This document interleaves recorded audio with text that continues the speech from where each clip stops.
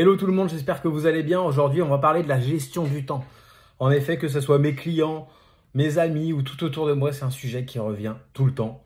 On a une vie de fou, un rythme de dingue dans cette société et 24 heures ne nous suffisent plus. Alors, je te propose un petit exercice assez rapide. Prends une feuille et tu fais 3 colonnes. La première colonne, ça va être tout simplement les incontournables.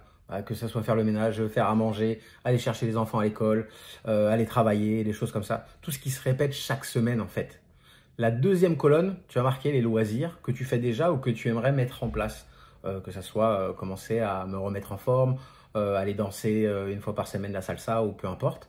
Et la troisième colonne, tu vas rajouter tous tes rendez-vous ponctuels, que ce soit par exemple prise de rendez-vous chez le médecin pour toi ou pour tes enfants.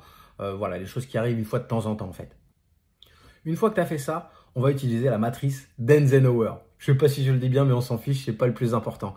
L'idée, ça va être de classer chaque tâche que tu as notée. Alors, est-ce que c'est urgent et important?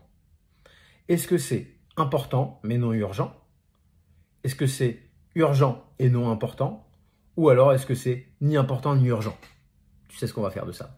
Une fois que tu as tout classé grâce à cette matrice d'Eisenhower, tu vas pouvoir tout simplement créer un emploi du temps, donc que ça soit sur le téléphone ou directement sur papier.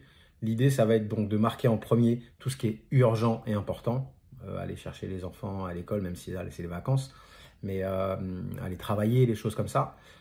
Tes rendez-vous importants aussi dans les 3 catégories, les rendez-vous ponctuels, le médecin, tel rendez-vous, telle heure, c'est ça, donc tu le mets dedans. Après, sur ton emploi du temps, tu vas rajouter tout ce qui est important mais non urgent. Donc, que ce soit, j'ai envie d'aller m'entraîner, donc 2 fois par semaine, j'essaie de mettre mes entraînements ou tout simplement faire le ménage. Bon, c'est important, mais c'est pas urgent. Après, pour la 3e catégorie de cette matrice, tout ce qui va être urgent mais non important, soit tu le fais tout de suite dans la journée, soit tu essayes de le déléguer à quelqu'un d'autre. Enfin, comme je t'ai dit dans le teasing, tout ce qui est non important et non urgent, soit tu les abandonnes, soit tu les remets à plus tard. Je rencontre beaucoup trop de personnes qui se donnent à fond au niveau professionnel, qui se donnent à fond pour leur famille. Et au final, ils ne s'occupent pas d'eux, ils ne prennent pas du temps pour eux. Et comment veux-tu rayonner pour les autres si toi-même, tu ne rayonnes pas à l'intérieur de toi? Alors, essaye de mieux organiser ton temps en le planifiant. Non, ce n'est pas égoïste de prendre du temps pour soi. Au contraire, tu vas beaucoup plus rayonner vis-à-vis des autres et tu vas tellement te sentir mieux. Mais que ça soit même 1 à 2 fois dans la semaine, aller faire un cours de yoga par-ci, un cours de salsa par-là, ça prend pas énormément de temps si tu t'organises bien.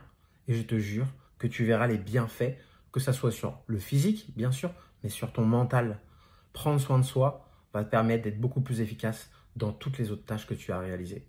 N'hésite pas à me partager en commentaire si tu as quelques autres astuces à nous donner pour améliorer cette gestion du temps et prendre du temps pour toi. Allez, bye bye!